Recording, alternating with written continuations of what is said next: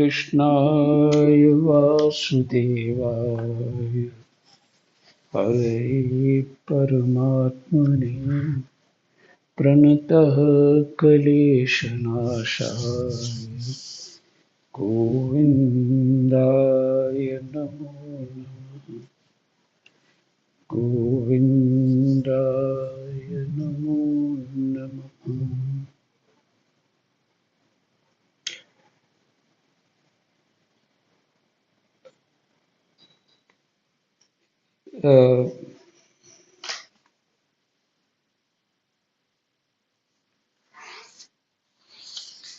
कौन सा श्लोक है? महाराज जी 46 श्लोक दोबारा से करना है। ठीक है जी। 6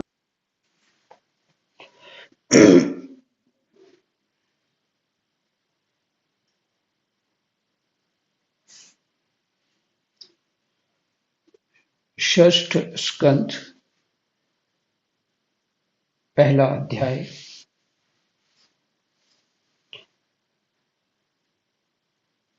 श्लोक नंबर 46।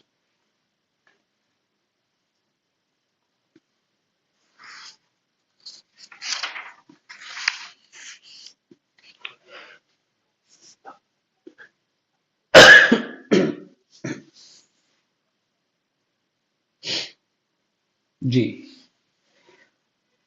ये भगवान के पार्षदों को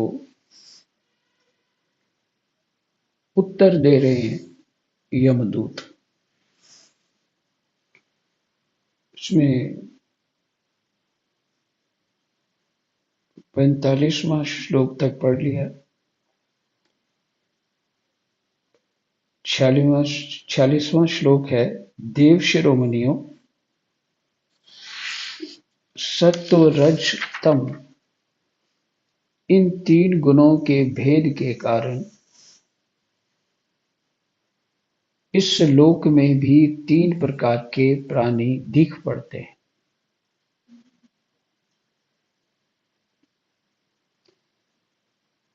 हमारे सबके स्वभाव जो अलग अलग हैं, उसका कारण है ये तीनों गुण।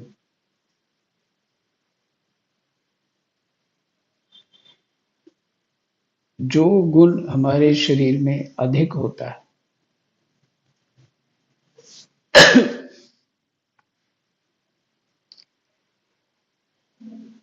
तो वैसा स्वभाव, वैसी कामनाएं जीव की होती। इसलिए साधन में साधन करने वालों को शास्त्र ये कहता है कि सत्व गुण की वृद्धि करो। खान पान, कैसे वातावरण में आप रह रहे हो, कैसी बातें सुनते हो, कैसा व्यवहार करते हो,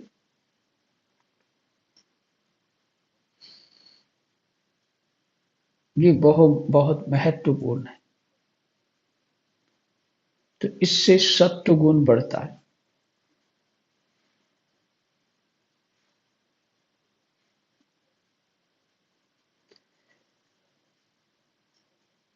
तो एकादश स्कंद में आगे चल के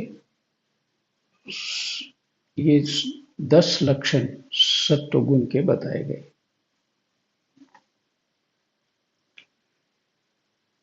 तो रजोगुण क्रियाशील रहते हैं जीव और अधिक चंचल वृत्ति, मौज मस्ती वाले होते हैं। सत्व गुणी विचारशील होते हैं, धर्म का महत्व जानते हैं।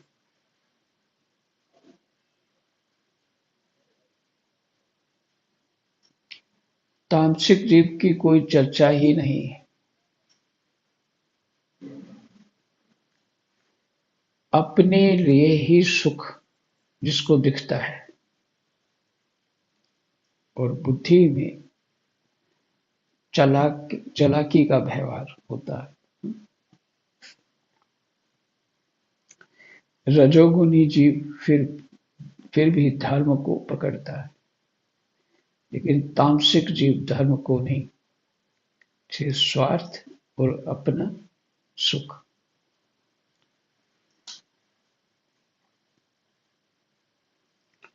और क्रोध इत्यादि विशेष होता है।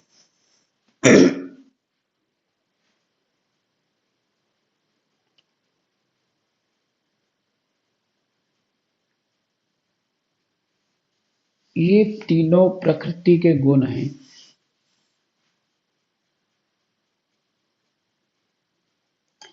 हमारे नहीं है। आत्मा के ये गुण नहीं, ये प्रकृति के गुण हैं। तो ये भी माया है, क्योंकि प्रकृति है ही माया। पर इसी प्रकृति में सत्व गुण को बढ़ा करके हम सूक्ष्म चिंतनशील बन सकते हैं। तो बुद्धि रूपी माया से पार हो सकते हैं।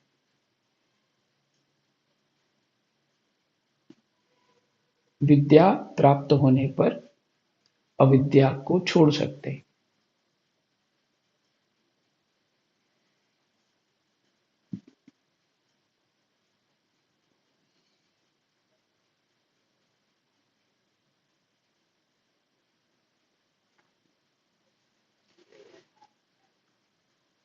जो तीनों गुण प्रकृति के हैं, सत्व, रज और तम,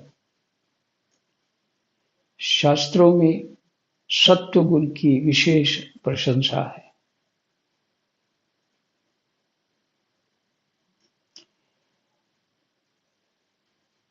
फिर यमदूत क्या कहते हैं?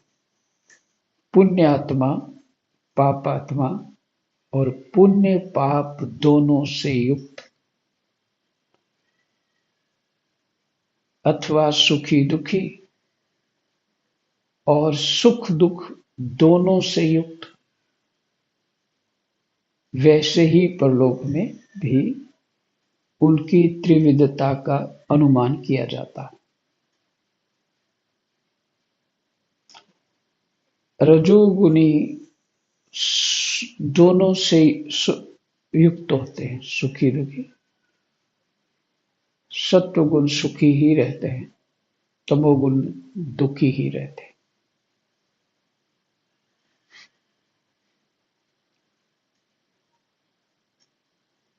वैसे ही परलोक में भी उनकी त्रिविधता का अनुमान किया जाता है। ये यमदूत कह रहे हैं। वर्तमान समय ही भूत और भविष्य का अनुमान करा देता है।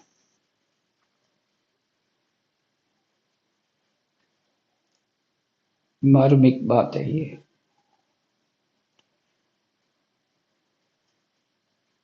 हमारा चित्त अशांत है कि शांत है, हम परमात्मा में मन लगा पा रहे हैं कि नहीं लगा पा रहे, हमारा मन कहाँ रहता है?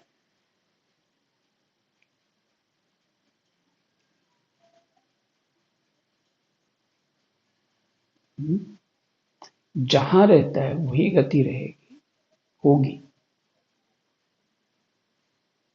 वर्तमान में यहां हो, ऐसा नहीं होगा कि उस समय आपको सत्वगुण प्राप्त हो जाएगा, जो शांति आ जाएगी, या कुछ और विशेष बात, कोई भगवान आके कृपा कर जाएंगे, नहीं।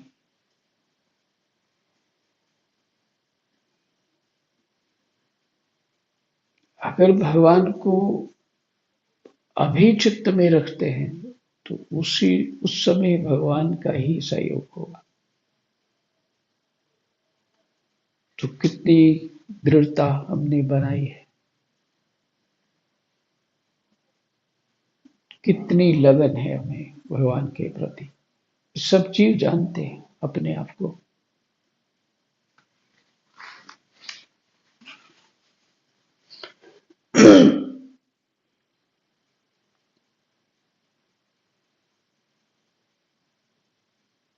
वर्तमान समय ही भूत और भविष्य का अनुमान करा देता है।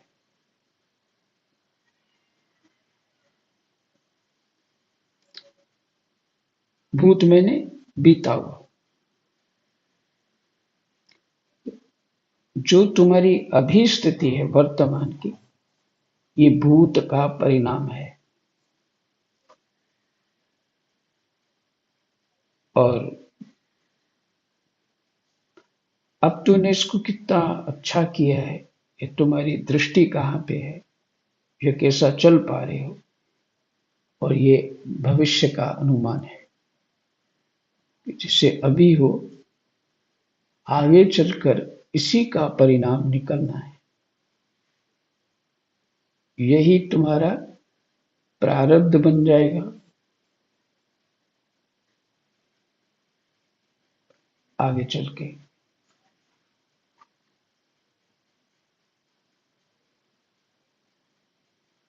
वैसे ही वर्तमान जन्म के पाप पुण्य भी भूत और भविष्य के जन्मों भविष्य जन्मों के पाप पुण्य का अनुमान करा देते हैं।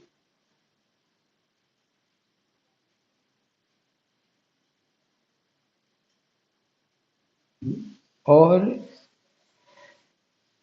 वैसे ही वर्तमान जन्म के पाप पुण्य भी भूत और भविष्य जन्मों के पाप पुण्य अनुमान करा देते हैं कि भूत कैसा रहा, अभी वर्तमान कैसा चल रहा है, तो भविष्य तो समझ आ ही जाना चाहिए कि इसी के आधार पे भविष्य होने वाला है।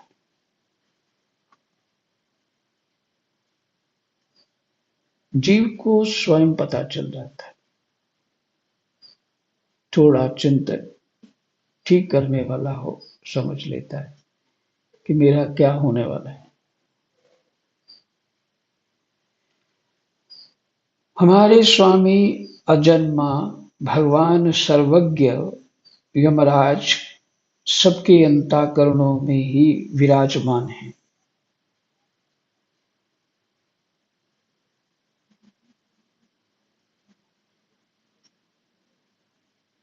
हमारे स्वामी अजन्मा भगवान सर्वज्ञ यमराज सबके अंतःकरणों में ही विराजमान है।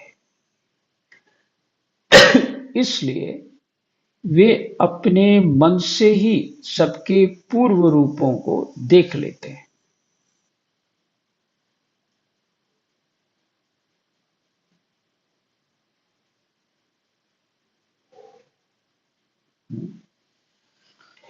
पूर्व रूपों को देख लेते हैं, हमारे मन में ही है, वो अंतःकरण में पहले से ही। अंतःकरण क्या होता है?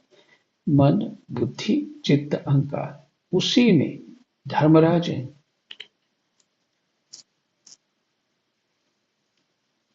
तो ऐसा जो पीछे प्रायश्चित की बात आई थी कि हम प्रायश्चित कर लेंगे, तौबा कर ली, अब आगे हमें ये पाप नहीं करेंगे। और हम किस मन से, किस बुद्धि से, किस चित्त से हम वो कर रहे हैं प्रायश्चित, हमारी भीतर की स्थिति क्या है, वो यमराज पहले से ही जानते हैं।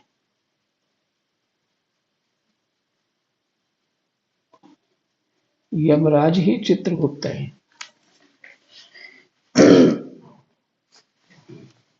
ऐसा नहीं कि कोई बताएगा उनको।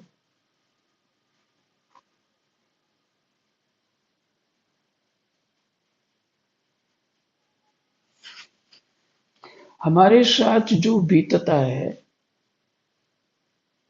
अच्छा होता है। तुम्हारे कर्म है, भगवान की कृपा है और हम बुद्धिमान हैं, हमने ये किया, ऐसा कहते हैं। बुरा बीतता है तो इसने किया है, इसने गलती की है, बाकी तो सब ठीक ही चल रहा था। नहीं, वो तुम्हारे कर्म है। यमराज बहुत अच्छी तरह से जानते हैं।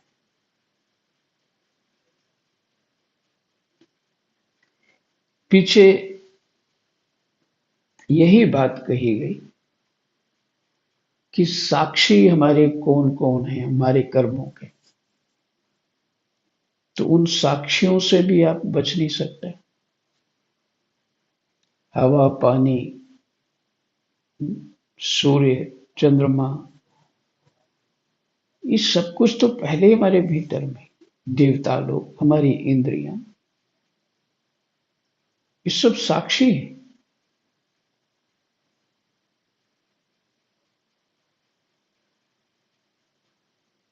हम अंधों के बीच रह करके झूठ बोल सकते हैं, बोलो जितना बोलना है, लेकिन जो सर्वत्र देवता है उनके साथ तो कोई झूठ नहीं बोल सकते।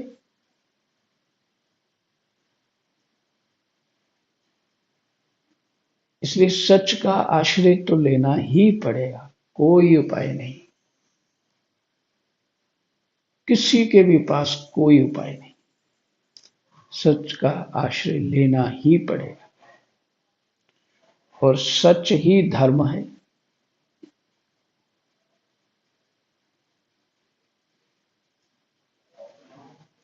पीछे मैंने कहा था कि तुम कौन सा कर्म, अच्छा कर्म भी पाप हो जाता है कभी, और बुरा कर्म भी पुण्य हो जाता है। निर्भर करता है उसके ज्ञान और उसकी भावना के ऊपर। ऐसा पुराणों में वर्णन खूब है।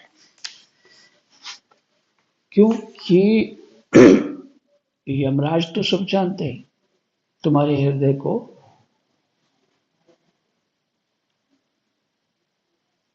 हमारे मन को, हमारी स्थिति को यमराज अच्छी तरह जानते हैं।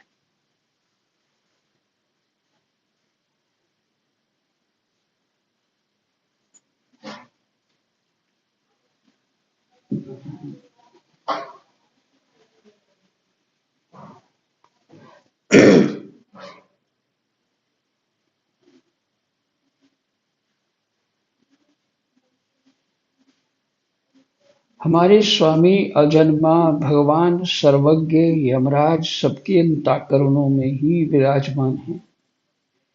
इसलिए वे अपने मन से ही सबके पूर्व रूपों को देख लेते हैं। वे साथ ही उनकी भावी स्वरूप का भी विचार कर लेते हैं। इनका भावी स्वरूप क्या होगा। जैसे सोया हुआ अज्ञानी पुरुष स्वप्न के समय प्रतीत हो रहे कल्पित शरीर को ही अपना वास्तविक शरीर समझता है। कल्पित शरीर को ही वास्तविक शरीर समझता है, स्वप्न में उसने स्वयं ही कल्पना की होती है और सब कुछ वही बना होता है, दूसरा कोई नहीं होता।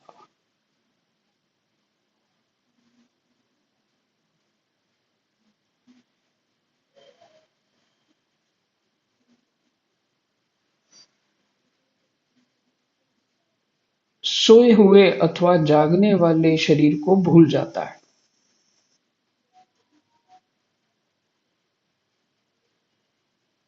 वैसे ही जीव भी अपने पूर्व जन्मों की याद भूल जाता है।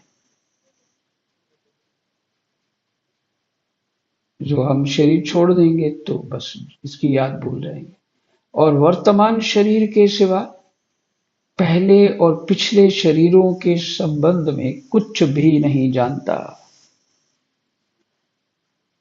पिछले शरीरों में सब, पिछले जितने शरीर है भूल जाता है, जैसे स्वप्न में जीव भूल जाता है। सिद्ध पुरुषों, जीव इस शरीर में 5 कर्मेंद्रियों से लेना देना, चलना फिरना आदि काम करता है। 5 ज्ञान इंद्रियों से रूप रस आदि 5 विषयों का अनुभव करता है। और 16वें मन के साथ 17वां वह स्वयं मिलकर अकेले ही मन, ज्ञानेंद्रिय और कर्म इंद्रिय इन तीनों के विषयों को भोगता है। जीव स्वरूप होकर के भोगता है। 17 तत्व यहां टोटल कर लिए, समेट लिया सब कुछ। 23 से 23 भी बोल लेते हैं टोटल, कभी कभी 24, कभी कभी 27 तत्व भी, और उसका एक्सपेंड कर लेते हैं। जब फिर से पढ़ लेता हूं 50वां। सिद्ध पुरुषों, जीव इस शरीर में 5 कर्मेंद्रियों से लेना देना, चलना फिरना आदि काम करता है। 5 ज्ञानेंद्रियों से रूप रस आदि 5 विषयों का अनुभव करता है।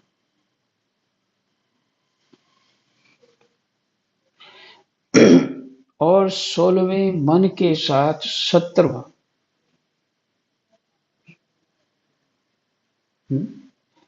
16वां मन हो गया, 17वां वह स्वयं माने जीव जो रूप है, स्वयं मिलकर प्रकृति पुरुष को एक मान लिया। वह स्वयं मिलकर अकेले ही मन, ज्ञानेंद्रिय और कर्मेंद्रिय इन तीनों के विषयों को भोगता है। अकेले ही उसको भोगता है। मन,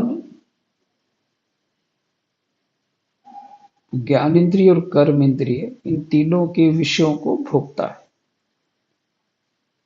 मन के जो विषय होते हैं, ज्ञानेंद्रियों के जो विषय होते हैं, कर्मेंद्रियों के जो विषय होते हैं, इसको भोगता है। जीव का ये 16वां कला और सत्वादि 3 गुणों वाला लिंग शरीर, सत्वादि 3 गुणों वाला लिंग शरीर अनादि है। जीव का 16वां कला मन 16वां बताया यहां, और सत्वादि 3 गुण वाला माने सत्व रजतम जो 3 गुण वाला जो लिंग शरीर है, सूक्ष्म शरीर,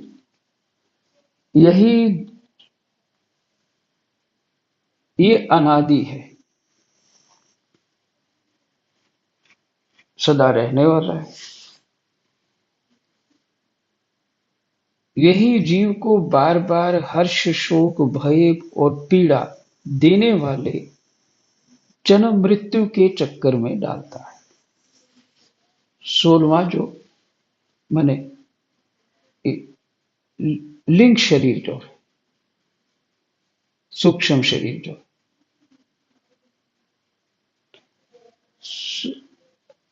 जब हम ये शरीर छोड़ देते हैं तो ये मरना नहीं है, ये पक्का हो गया, ये मरना नहीं है,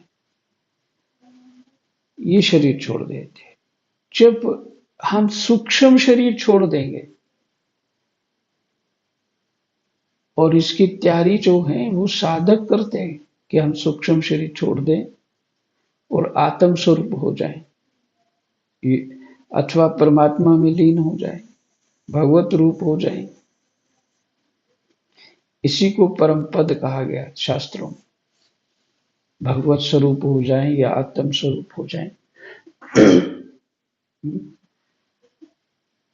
जब वो लिंग शरीर खत्म होगा, वो प्रकृति और पुरुष का भेद करके प्रकृति को छोड़ दिया जाएगा,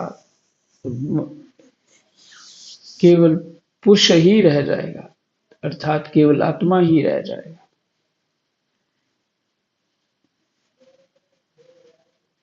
तो उस मरने की तैयारी में लगे रहते हैं, जन्म जन्मांतर, कि हम मर जाएं, इस खेल से छूट जाएं।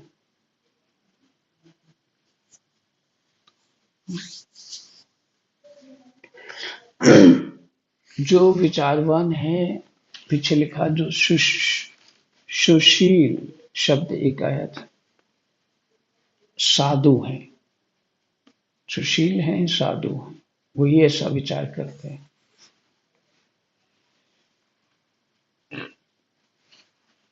साधु मैंने सद्बुद्धि वाले होंगे अथवा साधना वाले हो।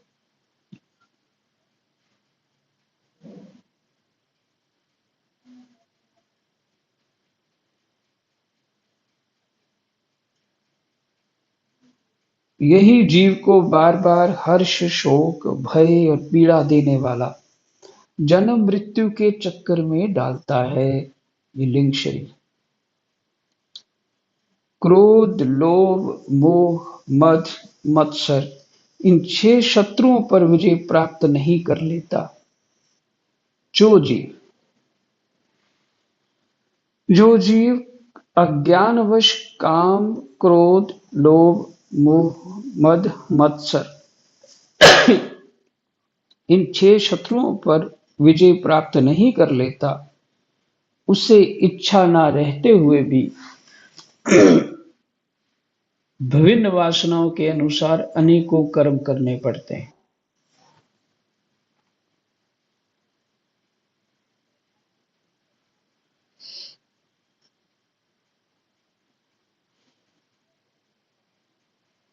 उसे इच्छा न रहते हुए भी विभिन्न वासनाओं के अनुसार अनेकों कर्म करने पड़ते हैं। फिर से, जो जीव अज्ञानवश काम, क्रोध, लोभ, मोह, मद, मत्सर, इन 6 शत्रुओं को पर विजय प्राप्त नहीं कर लेता, उसे इच्छा न रहते हुए भी विभिन्न वासनाओं के अनुसार, ये सभी वासनाएं अनेकों कर्म करने पड़ते हैं। खुद ही विचार कर लेता है, ये करेंगे, वो करेंगे, बच्चों के लिए ये करेंगे, फिर खानदान बनाने के लिए ये करेंगे। हाँ, तो उसके लिए नाचता है, सब करता है, अलग अलग तरह के काम करता है।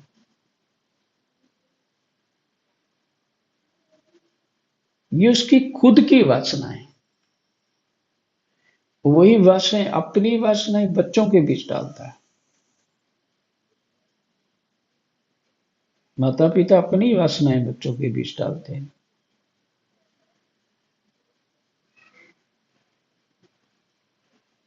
वैसी स्थिति में वह रेशम के कीड़े के समान अपने को कर्म के जाल में जकड़ लेता है और इस प्रकार अपने हाथों मोह का शिकार बन जाता है। कोई शरीरधारी जीव बिना कर्म किए कभी एक क्षण भी नहीं रह सकता। प्रत्येक प्राणी के स्वाभाविक गुण बलपूर्वक विवश करके उससे कर्म कराते हैं।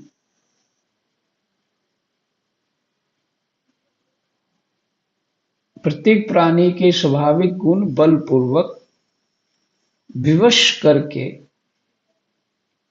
उससे कर्म कराते हैं। फिर से, प्रत्येक प्राणी के स्वाभाविक जो गुण स्वभाव होता है उसका, वो बलपूर्वक विवश करके उससे कर्म कराते हैं। जीव अपने पूर्व जन्मों के पाप पुण्य संस्कारों के अनुसार स्थूल और सूक्ष्म शरीर प्राप्त करता है।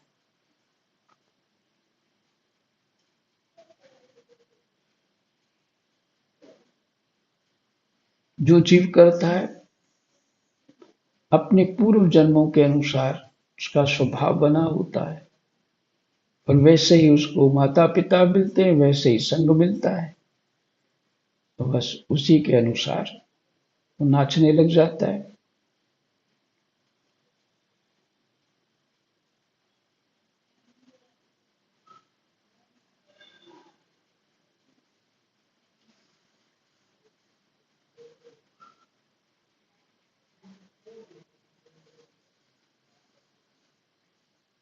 जीव अपने पूर्व जन्मों के पाप पुण्य में संस्कारों के अनुसार स्थूल और सूक्ष्म शरीर प्राप्त करता है।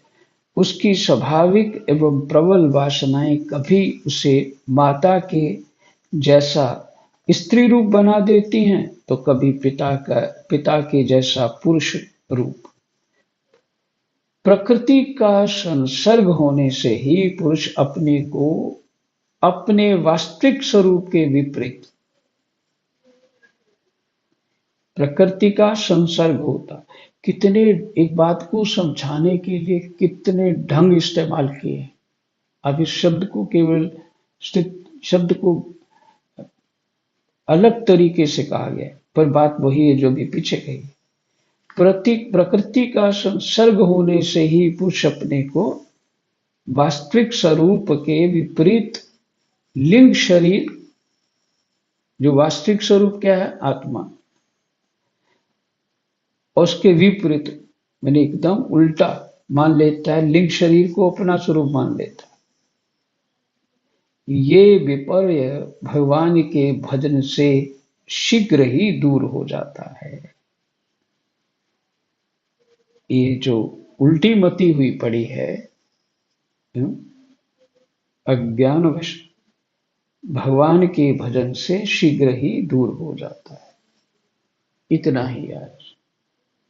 जय जय सीताराम, राधे श्याम। कृष्णाय वासुदेवाय, हरे परमात्मने, प्रणतः क्लेशनाशाय गोविन्दाय नमो।